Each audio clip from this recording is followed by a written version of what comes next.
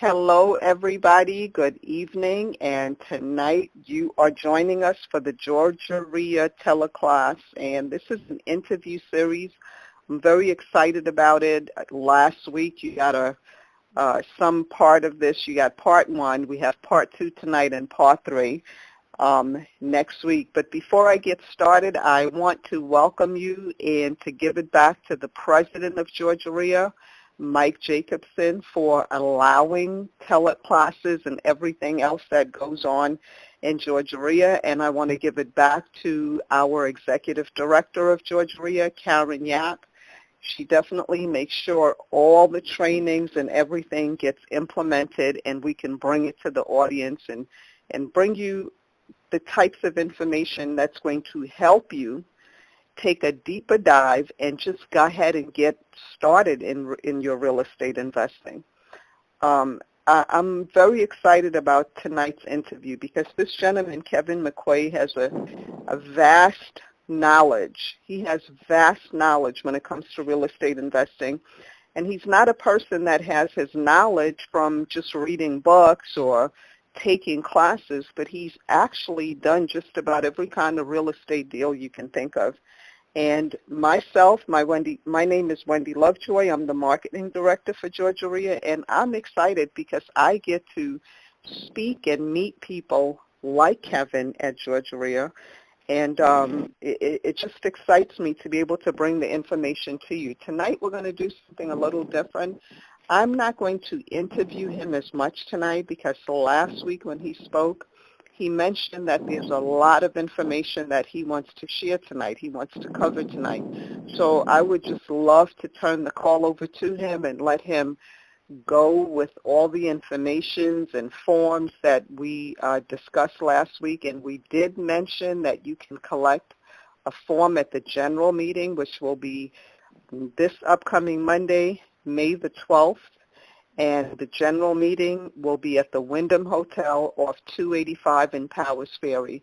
You can also go to the website, which is www.georgeria.org, and look at the information on the 7-day forecast. You can see everything that is going on this week and also the information of the general meeting. So with that being said, I want to turn the call over to, I think, one of the best investors in the Atlanta area, Kevin McQuay. Please just share what it is that the forms and everything that you had for the audience tonight.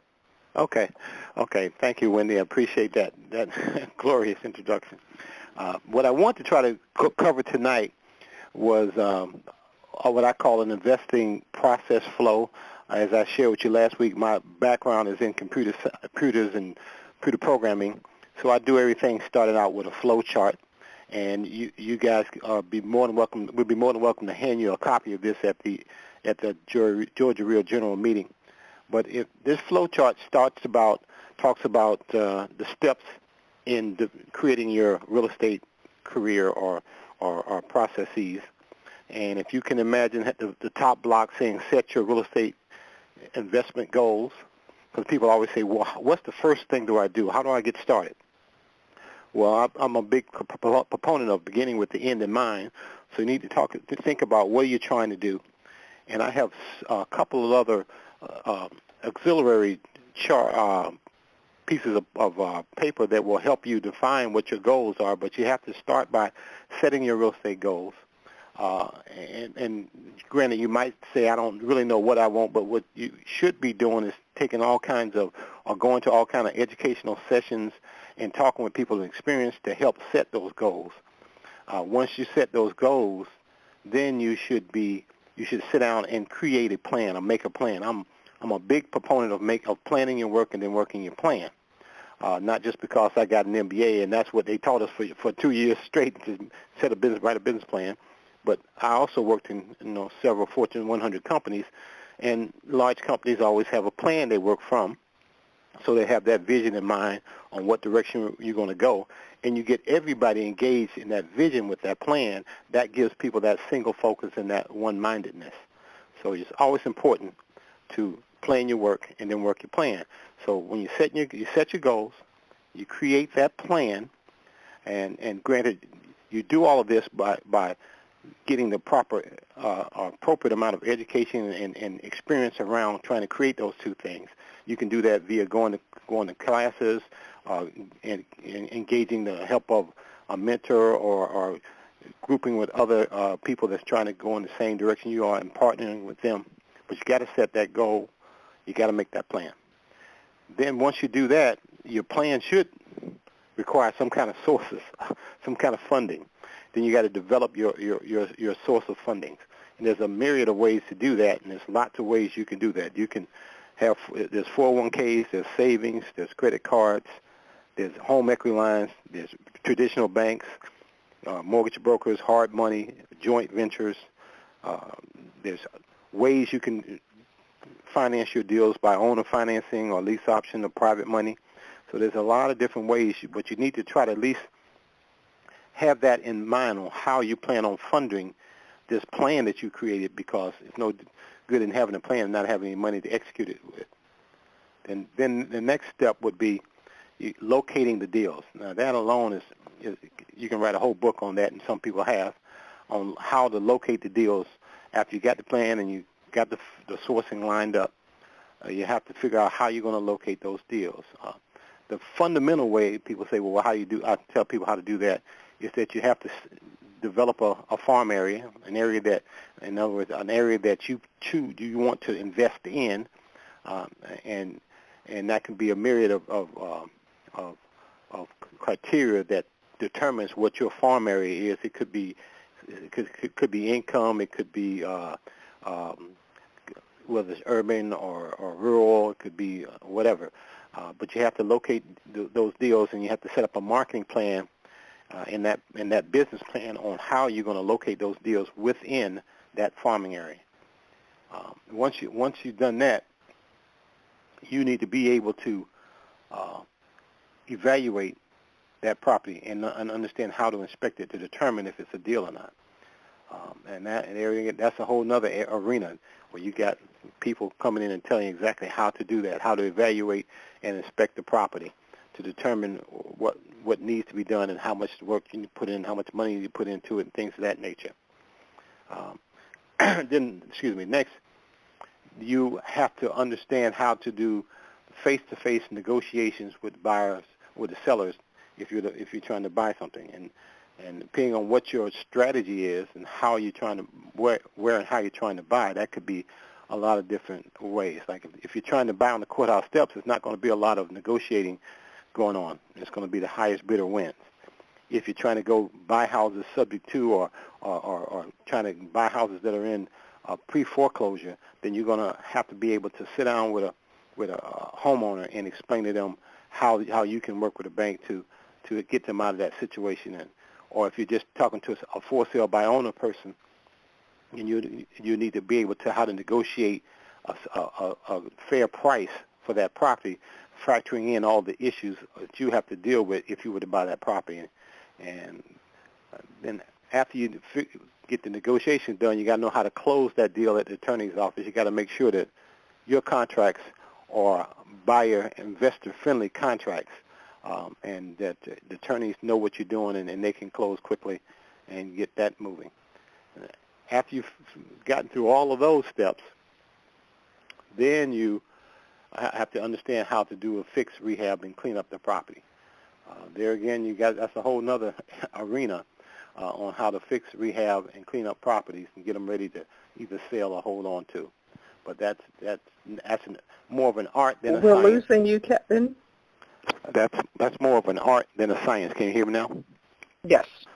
That's more of an art than a science in understanding how to fix and rehab properties, because you got to know how to negotiate with the contractors now, which is a totally different animal than negotiating with sellers.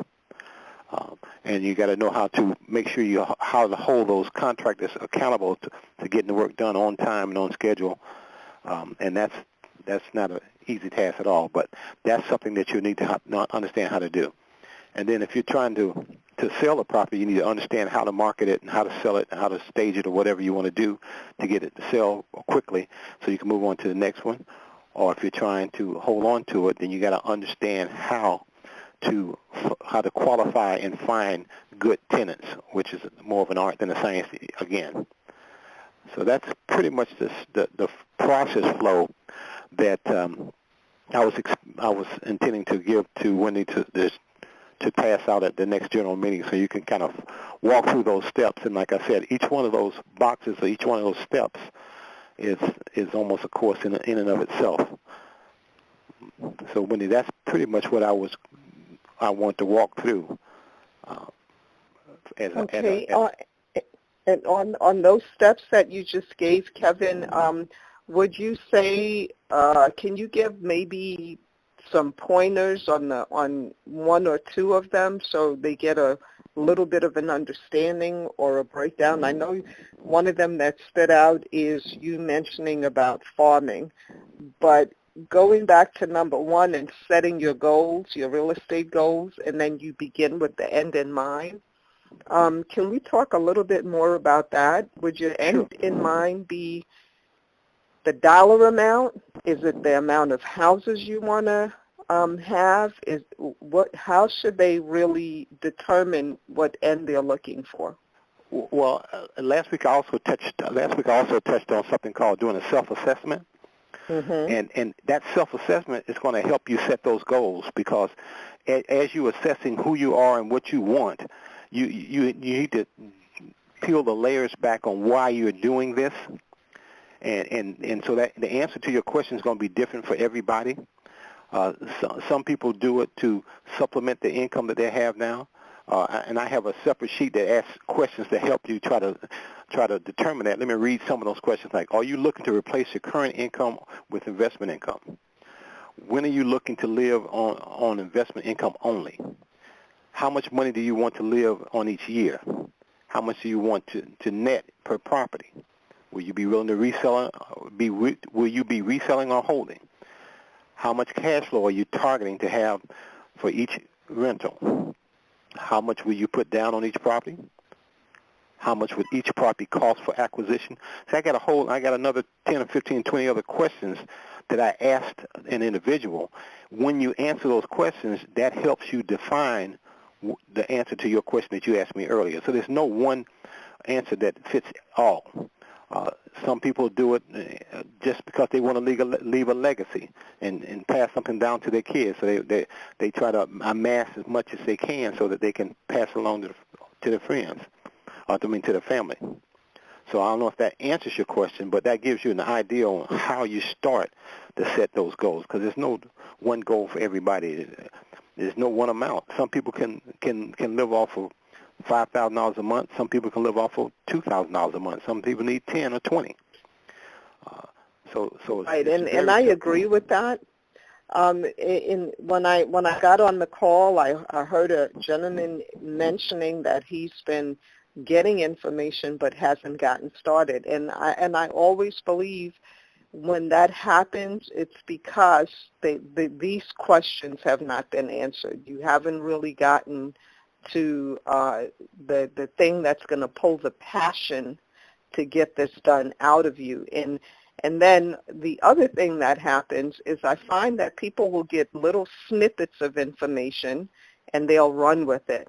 But I believe that it would work better if somebody can say, okay, I'm going to follow a specific training, a specific coach, a specific, because again, at GaREIA, we have so much information.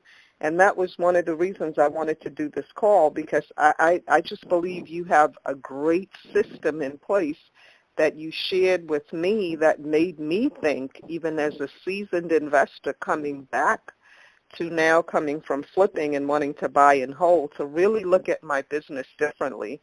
And so one of the things I'd like the audience to get from tonight is that real estate investing is a business. It's not a job. It's a business. So how can they shift that mindset? I know you and Thomas. I can tell you how. Yes, how to please. do that. One way you have to set.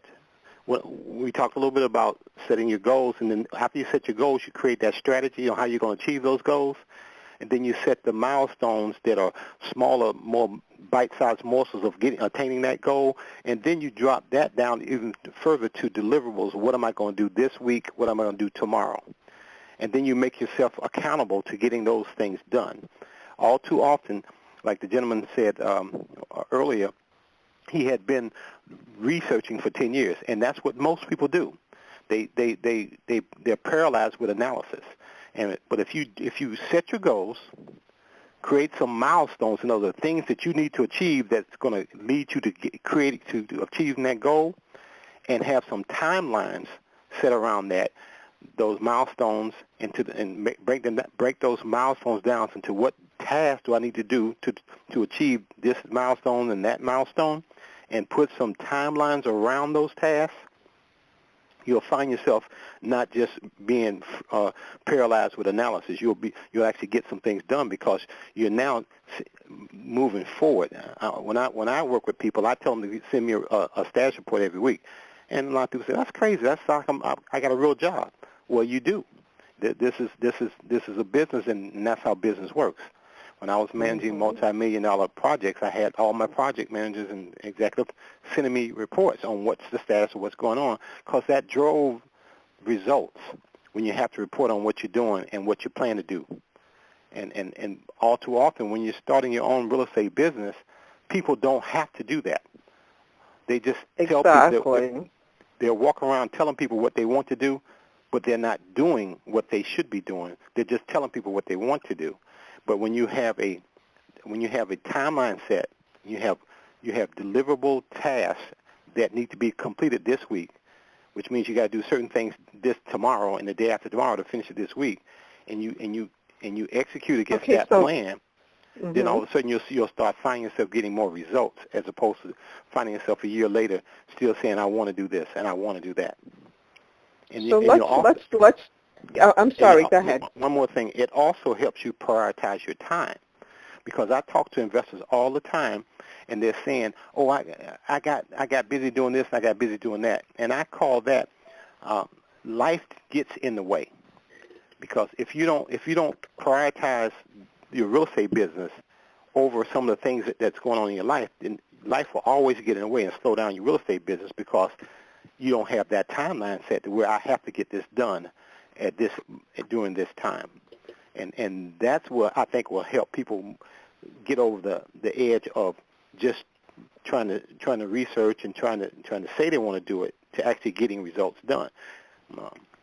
I even drill it down to, if you want to buy X number of houses, a year you got to have. If you're going to buy, just say 8 houses this year, that means in the first 6 months you need to be buying at least 4. And in the first 3 months you need to buy 2, and if it's May now and you haven't bought 1, guess what?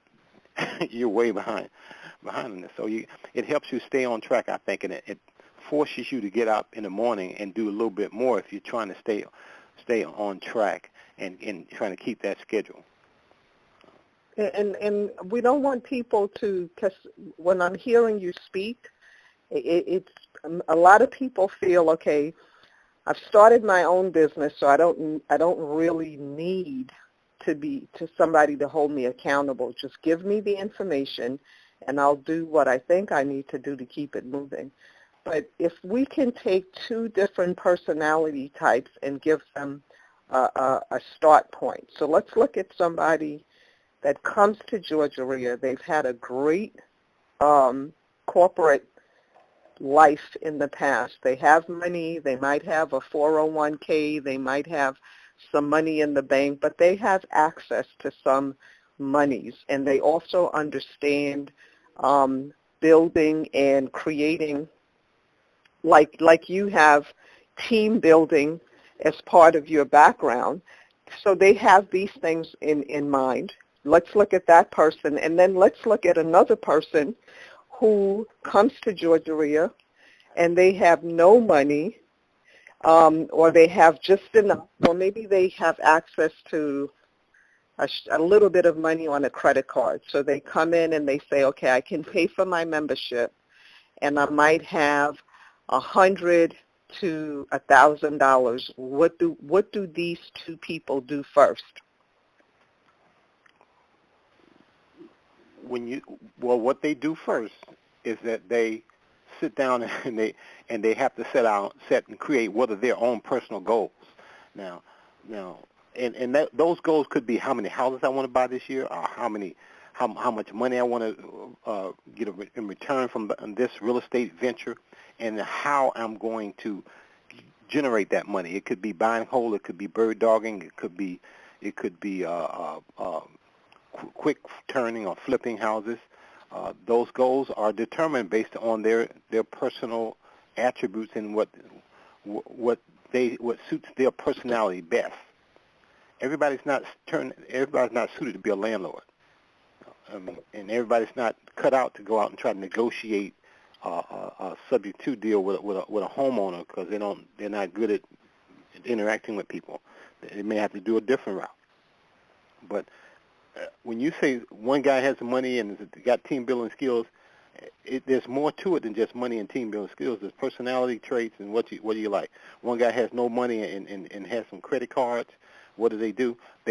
Everybody starts with.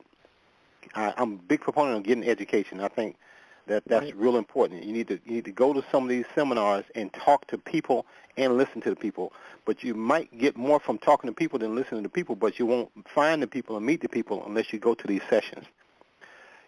What about somebody who says, okay, because what I run into as a business coach and just talking to so many people as the marketing director, I run into people that say, okay, I get it.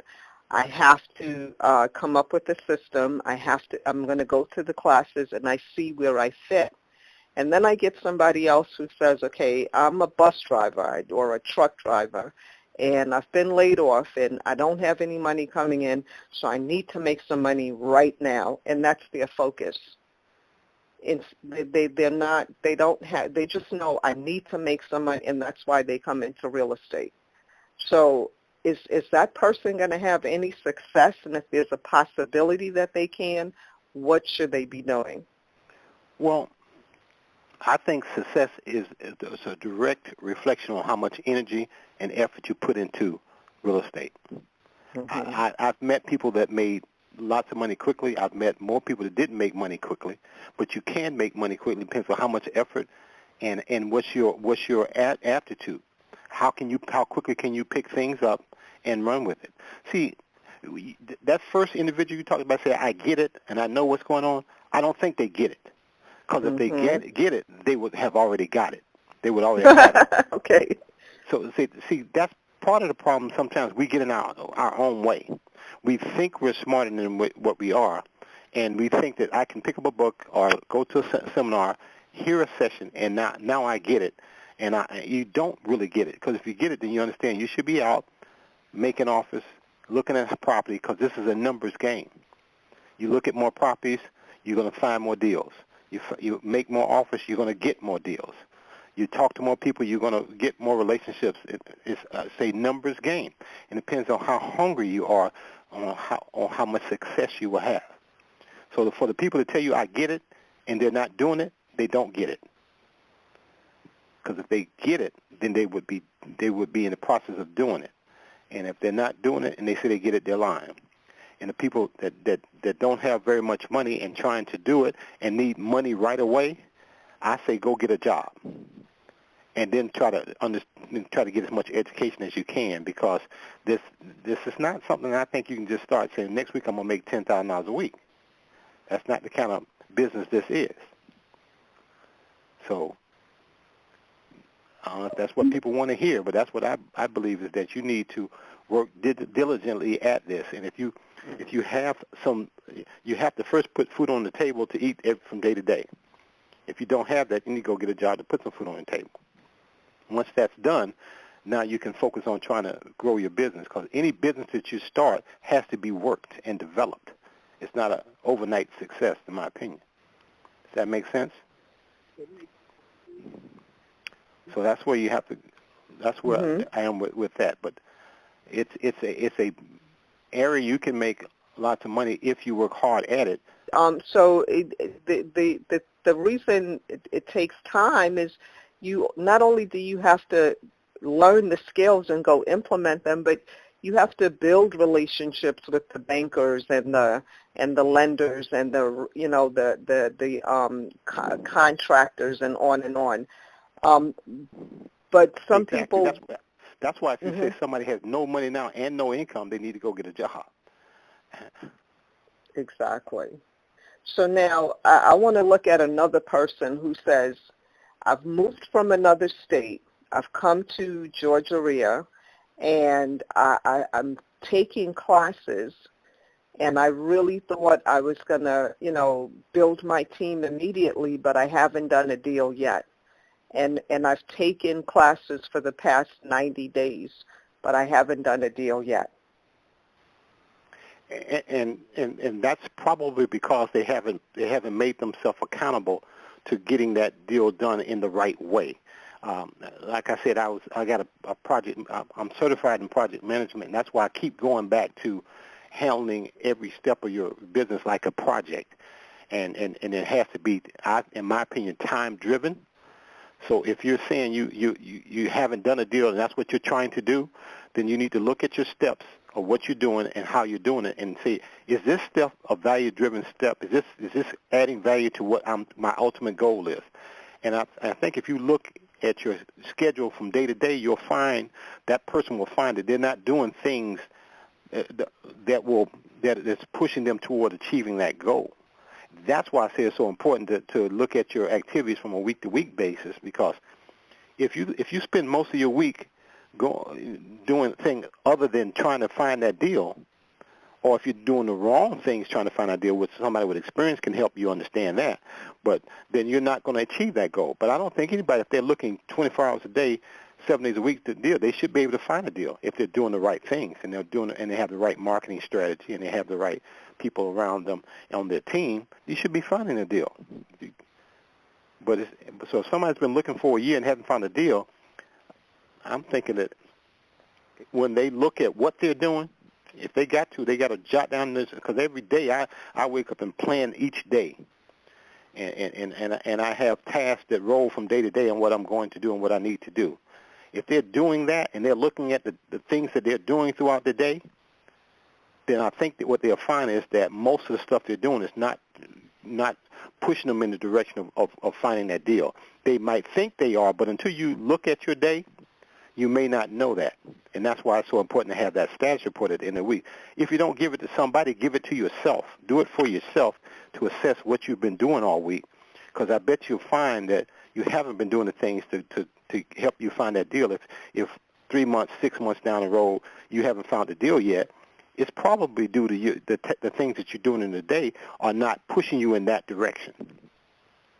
That's a very strong statement, and it's so truthful. And I keep going back. I don't know if the people on the call are basketball experts or not, but most people understand who Michael Jordan is. But Michael Jordan never won a championship until he had Phil Jackson as his coach, because he had to sit and say, well, you're leading the league in scoring, but you're not winning any championships. So your goal is to win championships, so let's do the things that you need to do to win championships, not just lead the league in scoring. And that's what would be my question I'd pose to that person that you just mentioned. Look at what you're doing. Are you doing the things to find this deal, or are you just doing other things that seem right to you? And what kind of mindset should you have when you come into real estate? Because what I ask by that is, it's very similar to multi-level marketing. Real estate is really not that similar when you're starting your own business. But some people come into the business and they come in and they look at all the things that are not working, and then they how can you get focused and passionate for something that you see all the things that you don't know how to do? Like they'll come in and say, well, I don't know how to talk to a seller, so I'm going to wait till I learn how to talk to a seller.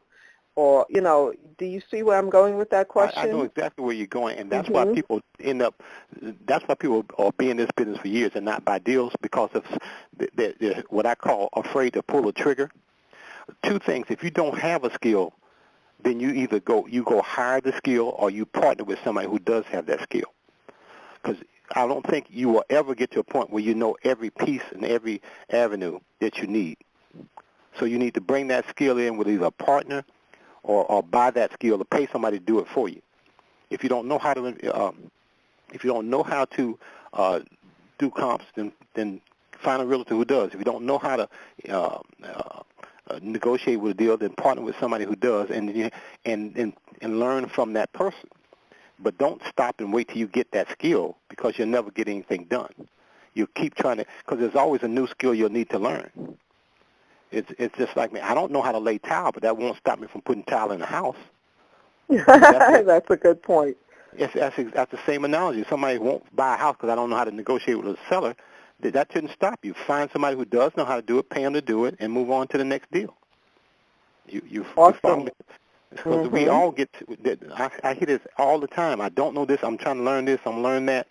That's all fine and good. You do need to learn, but you need to learn. You need to also pay for some of that knowledge that you don't have, and then get a deal, because you're going to end up better off collecting more deals than to try to wait till you learn how to do everything and then try to do it. Because even then you won't know everything.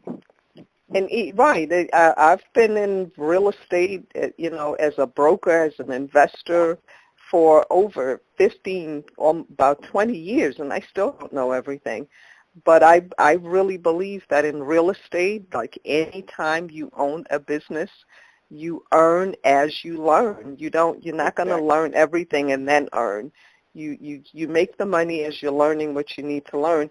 But you've shared so much this evening, Kevin. I have so many notes that I've taken down, and if we're friends on Facebook, you're going to see at least 100 of your quotes on my Facebook page, because you've given me so much good information, and if I can get a lot out of this, I'm sure the audience is getting a lot out of that, everything that you've shared tonight. So before we open up the call for questions, is there anything else that you wanted to share, or should we go ahead and have everybody come to the general meeting, and then they can get the forms there, and if they have questions, we can take the questions next time. Do you have anything else you want to share? Because I think tonight will be a night we're not going to take questions. Well, if they're not, I was going to say I was going to take questions, but we're not going to take questions. Yeah, because I was looking for the text I was supposed to get, and I didn't get it. Okay. Well, like I said earlier, I'll give you the little flow chart I talked from tonight, and if somebody had some questions once they saw that, they can come to the meeting and talk to one of us about it, and we can explain it in further detail. I got a couple other forms that I'll probably share on next week, to help people gather themselves and learn what the next steps on being a real estate investor are. But I guess the one point I want to try to make clear with people on the call, because we talked about this a couple of times, is that you got to be able to pull that trigger in this business, and you will never ever learn everything before you make a deal. What I call, you need to take educated risk. So that you try to do as much due diligence as you can and learn as much as you can about the deal, and don't let the unknowns about the deal stop you from pulling the trigger. But you just try to mitigate or limit your risk as much as possible by bringing in experts or bringing in partners or whatever to help you understand what you don't know. But don't let that stop you from doing a deal, because there will always. I've never bought a house that I knew everything about, or that I wasn't surprised at something once I bought it. What you'll learn is that you just have to not panic when bad things happen, because bad things will happen, surprises will happen, and you just have to say, okay, what do I do now when the bad things happen, as opposed to, oh my God, something bad happened. Okay, so Karen, please, if you're there. Yes, thank you so much. To our audience, if you have a question, now is the perfect time to ask it. Hi, Kevin. This is Norman, the 10-year tire kicker from earlier. Okay, how you doing there, Norman? I'm well. How are you? I'm doing fantastic. I wasn't going to give your name because. Yeah, I didn't give your name, Kevin. I didn't give your name. Oh, that's okay, fine. Norman. It's okay. How can I help you, Norman? Okay, so yes, Norman. My question is, I'm of the belief that this is a copycat world. You just have to copy the right cat. So for the strategy, and like Wendy said earlier, there are so many different things you can do in real estate. So many different things that the Georgia REIA offers. The specific arena that I would like to start in is wholesaling. Now, I know a lot of the sites and a lot of the blogs and books and whatnot actually recommend this for new guys who have never done a deal, but coming from a seasoned investor, you know, you guys have actually been doing deals. Do you actually recommend that for someone who's new, or do you actually think that wholesaling is a good start for a new guy like me? In my opinion, the reason I think a lot of people tell new people to do wholesaling because most new people don't have any money, and most new people don't have a lot of knowledge. So in doing wholesaling, one, you don't need a lot of money, and two, you're gonna learn a lot because when you try to bring that deal to a seasoned investor, that's when you're going to learn if it's a deal or not. You might think it's a deal, but a seasoned investor will tell you why they won't or why they will buy that house. And that's where you're going to pick up a lot of your learning. So I think that's why a lot of people tell newbies to go out and do wholesaling for those two major reasons. I see. Now, but I don't expect to make a lot of money doing it. But because one of the things that a lot of people do is they price a deal out of the market by trying to get too big of a slice of the pie for the wholesaling fee. So if you have a reasonable wholesaling fee, you'll probably be more successful being a wholesaler than to try. I hear the guys saying all the time, well, you can make $100,000 on this deal. Let me make 25 or 30. Well, oh yeah, I was actually thinking 2,000 or 3,000. That's probably good, and don't worry about the $100,000 profit that the investor's gonna make on it. If you want 2 or 3, then I think you'll be a great wholesaler because you're not trying to cut into the end profit for the wholesaler. Right. Okay. Now, how do you feel about actually paying for training, or kind of like you spoke about earlier, just getting in there, doing your due diligence as much as possible, making educated guesses, but actually, you know, getting out in the marketplace, advice? I think you should have a combination of both. I think when you get free training, I think it's worth every penny you paid for it.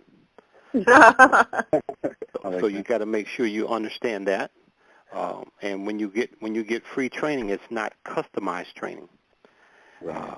So when you go reading a book, that book may have been written 10 years ago, and may not apply to today's market, or may not apply to you. But if you pay somebody for training, hopefully that training will be customized to you, or have some kind of link into what you're trying to do and what today's market is. But I think you need to get that as much free training as possible. Go to all the subgroups, go to all the free seminars, go to some of the lower price seminars, and maybe even some of the higher price seminars to get that generic training. So that you have that foundation. And if you've been doing this for 10 years, you probably got more than enough basis to go and get somebody to help you individually try to make yourself successful. Because you're never going to, I don't think you're going to get very far if you just try to read a book and learn how to do it, as opposed to get somebody to sit down and try to work with you to do it. Because that experience you can't replace. Exactly. Now, what do you find? Well, I don't want to bump up or hog all the questions. Ask as many as you need to, Norman, because when you leave this call, we want to hear you got started. Okay. Okay. So say, for example, a new guy like me wants to approach a seasoned investor such as yourself. And I kind of want to pick your brain, buy you lunch, ask you questions. How, what am I trying to say here? How can I get the best reception from people who are actually running a real estate business? You know what I mean? Like, I want to Actually, I don't, but I know you can always buy me lunch. But no, like, for example, I don't want to seem too needy. I mean, nothing in the world is free. But I also know that people who have a wealth of knowledge don't mind sharing it with somebody who actually wants to learn it. So I'm trying to find that happy medium. Hello? Yes, yes, sorry. we hear you. You broke up. I didn't hear the last. You said you're trying to learn it. I didn't hear anything after that. Oh, I was just saying I'm trying to find that happy medium in between getting the free knowledge but not trying to be a moocher. Or, you know what I mean? Between getting the free knowledge and paying for it? Is that what you're saying?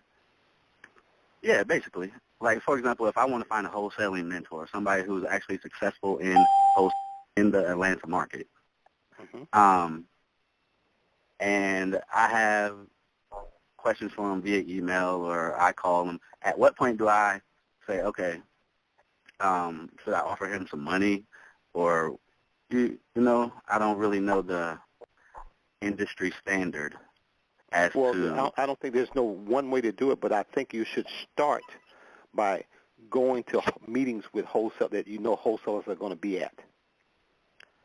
And then you network with them. And then what will happen if people see that you're serious, you're asking appropriate questions and good questions, and you're genuinely interested, that will come across to the more seasoned people. And yes, you know, taking people out to lunch is not a bad start. If you know somebody that's in your area that does this and is good at it, taking them to lunch is probably a good start to try to build some kind of relationship and network with that person.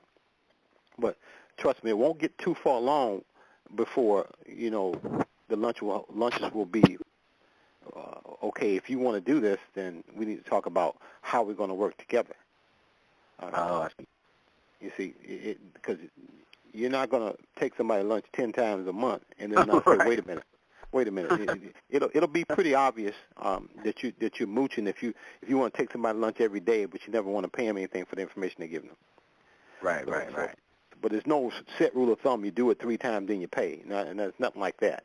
It's just I'm a big proponent of networking with people. So you need to sit down and go to places where people doing what you want to do are at, and then just trying to find people that you feel comfortable talking with and to based on how the conversation go in that meeting and what you see them doing, and then you can ask that person, you know, what do I need to do to learn more from you, and they'll probably give you some insight on what you need to do to learn more from them. Does that help? And can I ask this, Norman? What is your schedule like tomorrow? Are you doing? Do you have a 9 to 5? I do have a 9 to 5. Okay, so. Too bad. Well, I was just gonna say I have a 9 to 5. I live in Smyrna, work in Duluth, so I normally get home around 6ish. Okay, then what I would also encourage you to do. Have you been to any of the general meetings? I have. Like I said, I just joined on Friday, so I'm planning on coming to the general meeting that's on Monday, right? Yes, it's on this Monday, and you can collect the form that Kevin is going to have me bring to the general meeting. So you can collect that. But one of the reasons I asked you if you had a 9 to 5 is because if you were available tomorrow, he actually runs a group called Deal Makers. And then you could have come out and met more people at the headquarters, at the deal makers are similar. But I do believe in having somebody guide and give you some direction. So if you come out to the general meeting, you'll be able to get a better game plan for where you want to go, and you can, again, pick up that form. And then and I from do there, want to say more about the deal makers. Anybody that's interested, you're more than welcome to come to our sessions. It's at 10 o'clock in the morning, every Wednesday morning at the general office meeting.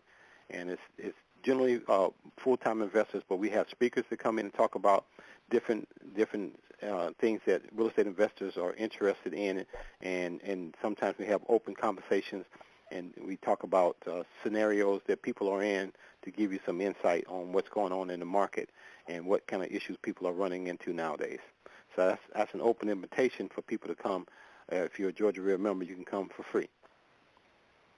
Right, and if you're not, your first time is free, and then I always say it's less expensive to become a member than to pay for the classes and courses individually.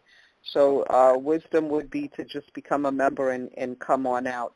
But I'm in the Duluth area too, Norman, and if it's possible, and you could have your lunch around the time for deal makers, because the whole lot, you don't have to, if you had an hour, you can come in, get a feel of it, and still be able to get to work on time.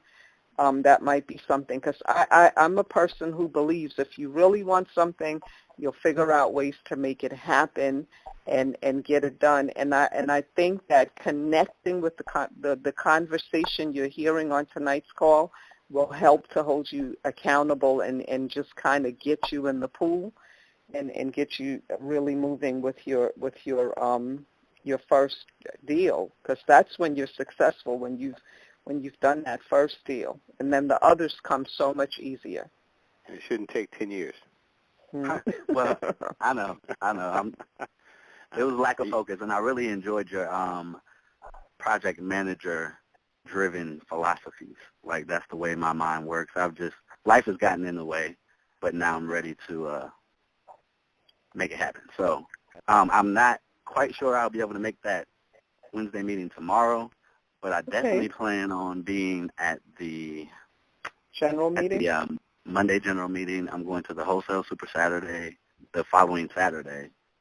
Okay, great. So I'm going to be in the mix. You guys will be hearing from Norman.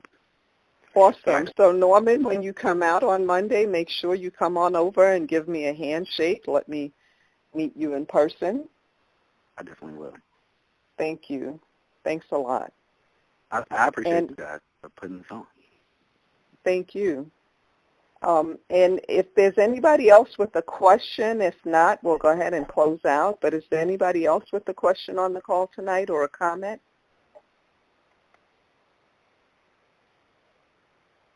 All righty then. So as always, I just can't say how grateful we are for these calls, because if you know somebody that missed the call, they can get it on replay. You can also go to the Georgia REIA YouTube channel, and you can not only hear the replay, but you can see some scenery and, things behind it. But the information is out there. We want to get it out to you in different formats, on the call, on YouTube, on the Georgia REIA website. And please like us on Facebook and share comments so the community can get familiar with your name. We really appreciate having had this call, and I definitely want to have our speaker, who did an awesome job sharing what he really breaks it down where you cannot think that this is a get-rich-quick thing. You got to build a business. So I just appreciate so much the way Kevin breaks it down. So we would love to have you close us out, Kevin McQuay, and thank you so much for tonight's information. Well, like I said, I'll close it out by just encouraging people to start by doing a self-assessment and getting to understand who you are and why you're doing this, and then taking the time to sit down, and creating a business plan. It's so vitally important, I think. That plan is not written in stone. It could change based on the environment, the economy, or whatever. So it's not something you say, well, I'm stuck to it. But it's something that gives you that guide, that direction. It helps you from wavering every time a new guru comes to town. You're shifting gears. It stops you from doing that, and it helps you to prioritize your day and your life, and that's what you need to get results. Is that direction, that guide to help prioritize. So do that self-assessment and create that business plan, plan your work, and then work your plan. And with that being said, we're going to close out the call. Thank you so much, everybody. Have a great night, and we'll see you Monday at the general meeting.